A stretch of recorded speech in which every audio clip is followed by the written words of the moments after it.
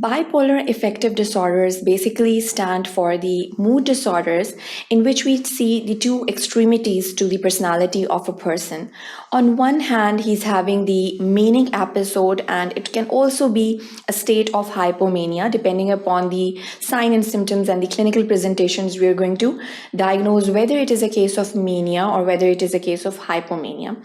And on the other hand, after this phase of mania and hypomania, the person will clinically present in a state of depression. So depression, we have already discussed how do you basically diagnose and how the patients present to you clinically in a depressive episode, that we've already discussed in a separate lecture.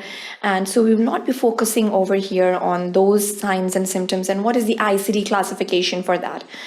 But still, obviously, in a depressive episode, the person will have the loss of energy, loss of interest, and even his speech and thoughts will be affected due to these depressive episodes. He'll have a pessimistic view of everything surrounding him, so that will be basically regarded as a depressive episode according to the ICD classification of diseases.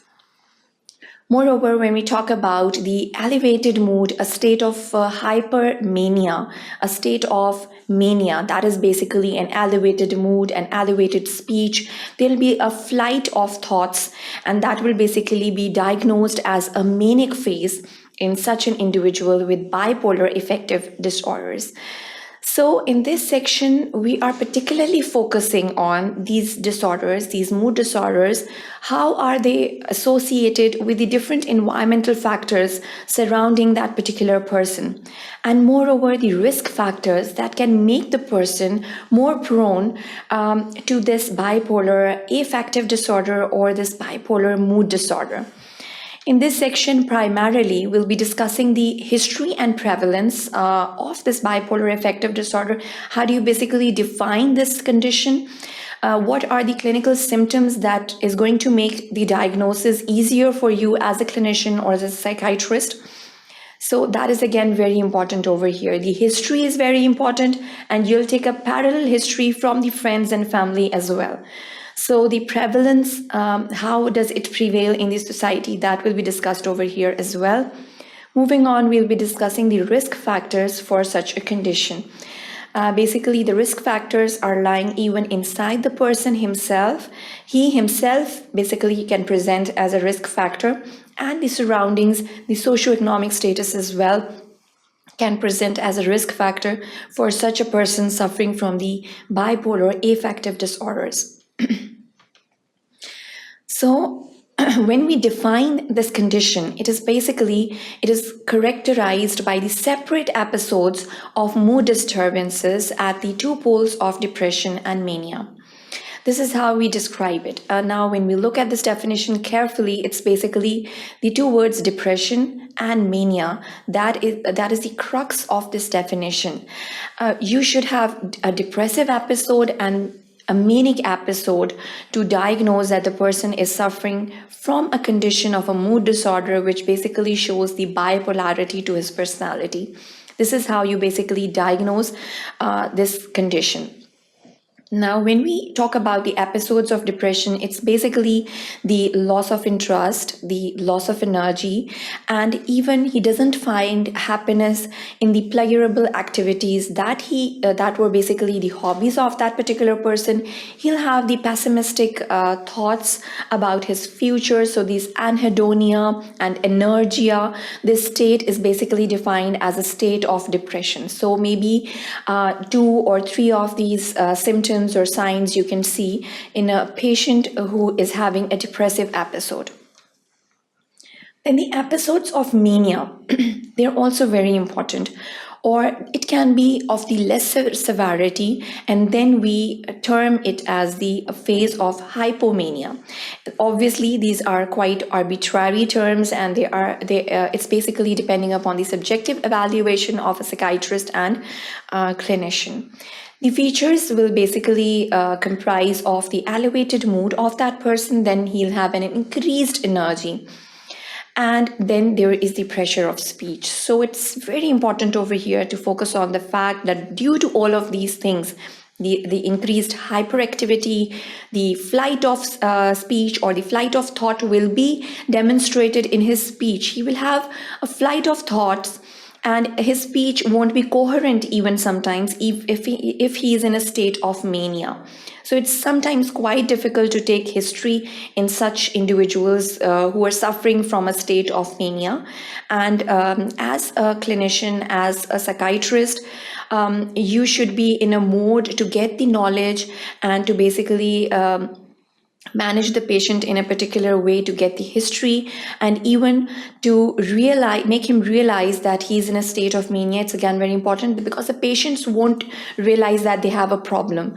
So this is again very important. This is how the patient is going to present to you. Over here, the less common than unipolar disorder. So unipolarity is basically when you have just mania or when you have just depression. So it's basically an isolated depression or isolated mania. And it's more common that you have the bipolar disorders. So the history and prevalence is again very important and is linked with the melancholia. So melancholia is basically a term which was used in the past, in which the depression was basically linked to the accumulation of black bile in the gallbladder. So later on, it was proved that it doesn't have a connection, but still this condition is known as a melancholic condition, and the term used for the folly circulaire. And cyclothymia is another term. It's basically when you have the alterations of mild depression and elation, and sometimes it's considered to have a normal cyclothymia, and there won't be any need for a medical intervention in such cases of cyclothymias when we talk about them. In women, basically during the postnatal period, they may suffer from this cyclothalamic kind of a condition in which you have the depressions and elevations on the other hand. And in young individuals in the adolescent period associated with the higher genetic loading, it's again very important over here. In old age, so it's basically the younger age group and the older age group. These are the two extremities over here that we're talking about. They're linked with the organic brain disease, and the bipolar 1 and the bipolar 2 disorders, they're again important over here. Now, the associations and risk factors, how a person can be predisposed to such a condition of bipolarity or the bipolar affective disorders, it's again very important. The genetic predisposition is always there, and the monozygotic twin concordance rate is almost 50%. When the studies have been carried out and the research work has been carried out, this concordance rate is to be looked for. Then we have among the first degree relatives, that is 5% and 10%. So if you have a relative who's suffering from this bipolar affective disorder, you have that 5 to 10% risk of having that affective disorder as well. There will be a multigenic inheritance and the overlapping in the genetic susceptibility between the bipolar disorders and the schizophrenic disorders. Abnormal brain functioning, when you get to have that MRIs or the imaging, then you only get to know about this information if you have any abnormalities in the gray matter or not. The issues in the white matter connectivity, they are again very important, and the neural circuitry anomalies, they also have to be looked for when you talk about this abnormal brain function. Now, this tabulated form gives you an idea about the genetic predisposition and the medications as well. So the medical conditions in which the corticosteroids, the L-DOPA, dopamine agonists are being used, then you have thyroid hormones, MAO inhibitors, and the tricyclic antidepressants sometimes precipitate mania. So these can be the medications that can predispose a person towards a certain state of medications, towards a certain state of mania. Medical conditions, obviously, if a person is suffering from hypertension or if he's suffering from diabetes mellitus, even these chronic conditions can make the person psychologically bipolar. Then the hypothyroidism, Cushing syndrome, the multiple sclerosis, epilepsy, cerebrovascular diseases, cerebral tumors, and head injuries. So these are the other medical conditions that can precipitate bipolar affective disorders. There are a lot of miscellaneous conditions, for example, the circadian rhythm disruption, insomnia, traveling across the time zones, childbirth, adverse life events, summer months of the year, or pathological gambling. So all of these miscellaneous conditions can also affect the person's mood. Then you have the substance misuse, such as alcohol, psychostimulants, or the cannabis indica usages. So such a substance abuse can also precipitate the bipolar affective disorders. So in this section, basically, we dealt with the risk factors and the associated factors that can make the person more prone to this bipolar affective disorder. That is the end of this section. Thank you for watching sqadia.com.